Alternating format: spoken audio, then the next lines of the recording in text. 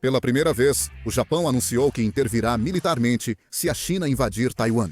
Por isso, as relações entre China e Japão estão piorando rapidamente.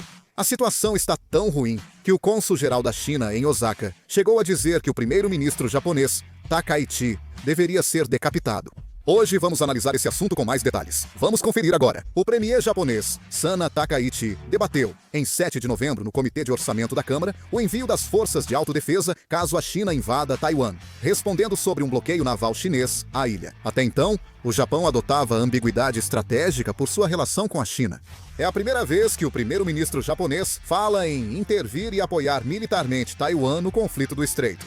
O primeiro-ministro Takaichi disse que, se os Estados Unidos da América tentarem romper o bloqueio marítimo, a China pode usar força para impedir. Ele afirmou ainda que o uso de força militar com navios pode caracterizar crise existencial. É importante ficar atento à crise existencial. O Japão possui o direito de autodefesa coletiva, ou seja, se um país aliado ou um país amigo equivalente for atacado, o Japão pode considerar isso como uma ameaça à sua própria existência e, assim, enviar tropas. O primeiro-ministro Sanai Takaichi mencionou que esse direito de autodefesa coletiva pode ser acionado também em uma situação de invasão de Taiwan. Claro, caso a China invada Taiwan, há uma grande possibilidade de que até mesmo a base militar americana em Okinawa seja atacada. E também existe uma grande chance de que as tropas americanas que apoiam Taiwan sejam atacadas pela China. Por isso consideram que a situação pode continuar sendo uma crise existencial. No entanto, é a primeira vez que esse tipo de declaração é feita. Como era de se esperar, a China está fazendo declarações duras todos os dias. Após o primeiro-ministro Takaichi fazer essa declaração, o porta-voz do Ministério das Relações Exteriores da China, Lin Jian, criticou em 10 de novembro, dizendo que o primeiro-ministro Takaichi estava insinuando a possibilidade de intervenção militar, interferindo de forma agressiva nos assuntos internos da China e violando gravemente o princípio de uma só China, o espírito dos 4 principais documentos políticos entre China e Japão, bem como os princípios básicos das relações internacionais. Acho que precisamos analisar isso. Choi Jian, cônsul-geral da China em Osaka, criticou no X, em 9 de novembro, que tratar uma emergência em Taiwan como emergência para o Japão é um caminho de morte escolhido por políticos pouco inteligentes. Ele criticou dizendo que, como país derrotado, o Japão não pode tomar decisões, pois isso ignora a cláusula dos antigos inimigos da Organização das Nações Unidas. Referindo-se ao primeiro-ministro japonês Takaichi, ele fez declarações extremas, dizendo que não há escolha a não ser cortar o pescoço sujo dele, sugerindo que o primeiro-ministro Takaichi deveria ser decapitado. A postagem foi apagada, mas sugerir a decapitação de um chefe de governo estrangeiro é algo fora do senso comum. Sim, o primeiro-ministro japonês Takaichi quebrou um tabu mantido pelo governo japonês até então. Mesmo assim, o fato de terem feito declarações tão grosseiras e extremas revela o nível da China. Para referência, esse cônsul-geral Xie Zhen é considerado um dos diplomatas lobos guerreiros.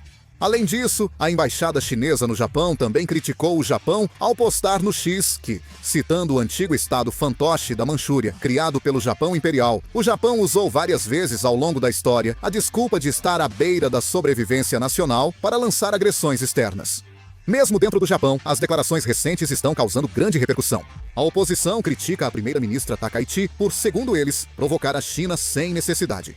A oposição, incluindo o Partido Democrático Constitucional e o Partido Comunista, continua criticando diariamente, dizendo que a primeira-ministra deveria aliviar as tensões diplomáticas antes de discutir a segurança nacional. Eles sabem que a questão de Taiwan envolve interesses centrais da China e veem como autodestrutivo o Japão falar primeiro em intervenção militar.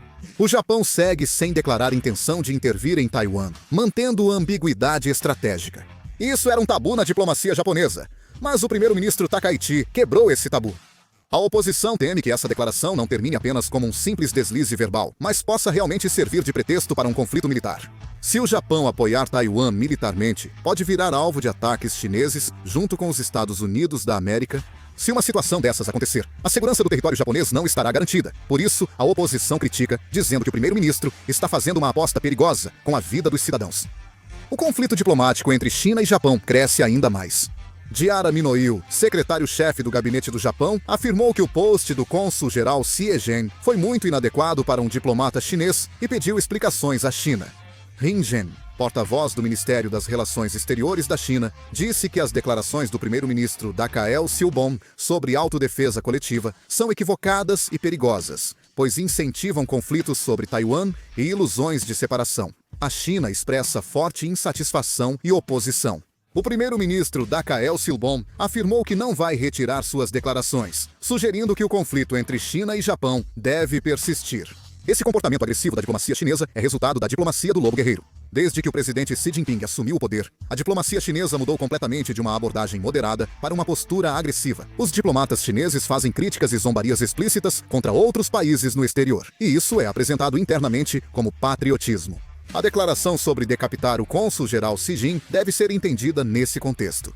Por fora, pode parecer um insulto emocional de um indivíduo, mas na verdade é uma mensagem para o público interno da China dizendo: nós não nos curvamos, não temos medo de um país como o Japão. Sempre que essas declarações duras são feitas, o espaço online dentro da China fica fervendo de fervor patriótico. As pessoas costumam dizer: falou bem, coisas desse tipo. No fim das contas, essas declarações servem tanto como ameaças para o exterior, quanto como uma ação visando o efeito de propaganda para fortalecer a unidade interna. O governo Xi Jinping enfrenta crise econômica, desemprego jovem e insatisfação regional. Com mais insatisfação, o governo cria inimigos externos para desviar a atenção. É por isso que os diplomatas usam violência verbal para mostrar a força da China.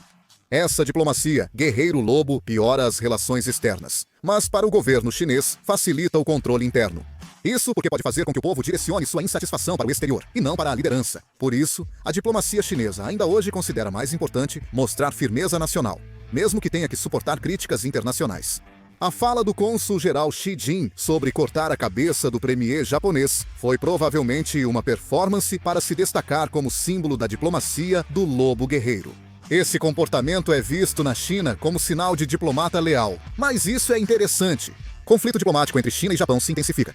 Mas Trump parece apoiar mais a China que o Japão, tornando a situação estranha.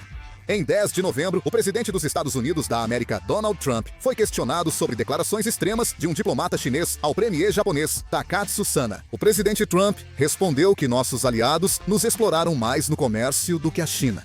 Ele criticou novamente que aliados dos Estados Unidos da América recebem apoio de segurança enquanto têm grandes superávites comerciais. O problema é a polêmica porque ele falou do Japão de forma mais negativa que da China, principal rival dos Estados Unidos da América. Disse que o chefe de governo de um aliado deveria ser decapitado, mas falou do Japão de forma ainda mais negativa. Após a cúpula Estados Unidos da América, China em 30 de outubro, e a extensão da trégua comercial, o presidente Teo Ryompeu tem adotado postura mais conciliadora com a China. Desta vez, espera-se que haja alguma controvérsia. O país que está em uma posição mais difícil nesta situação é justamente a Coreia do Sul. No momento em que o Japão declarou que irá intervir diretamente na situação de Taiwan, a Península Coreana automaticamente se envolve ainda mais profundamente no caso da invasão de Taiwan.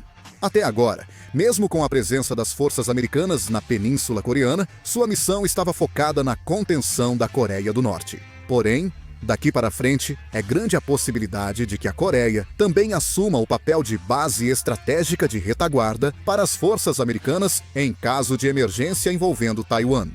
Do ponto de vista da China, tanto as forças americanas no Japão quanto as forças americanas na Coreia do Sul são consideradas como tendo o mesmo objetivo.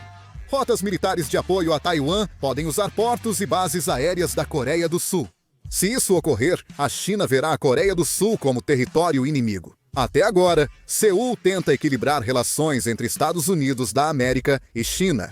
Com a intervenção oficial do Japão, a Coreia do Sul enfrenta dificuldade em manter o equilíbrio. Se houver guerra no Estreito de Taiwan, os Estados Unidos da América provavelmente pedirão apoio dos aliados, incluindo a Coreia do Sul. A China sabe disso. Se as tropas dos Estados Unidos da América na Coreia do Sul agirem, a China deixará de ver o país como neutro, mesmo que tente manter neutralidade sobre Taiwan. Nesse caso, o espaço diplomático do nosso país se reduz drasticamente. O problema é que tudo isso não é uma escolha da Coreia do Sul, mas sim uma situação estruturalmente entrelaçada. Se Taiwan, Japão e Estados Unidos se unirem, a Coreia do Sul será automaticamente ligada a esse grupo. Por outro lado, também não podemos ficar do lado da China. Para a Coreia do Sul, não podemos lutar a guerra de outro, mas também não podemos simplesmente sair. Por isso, a declaração do Japão, desta vez, não é algo distante para nós. A crise no Estreito de Taiwan pode rapidamente se tornar uma crise na Península Coreana. Talvez a gente tenha que se envolver ainda mais profundamente do que imaginávamos.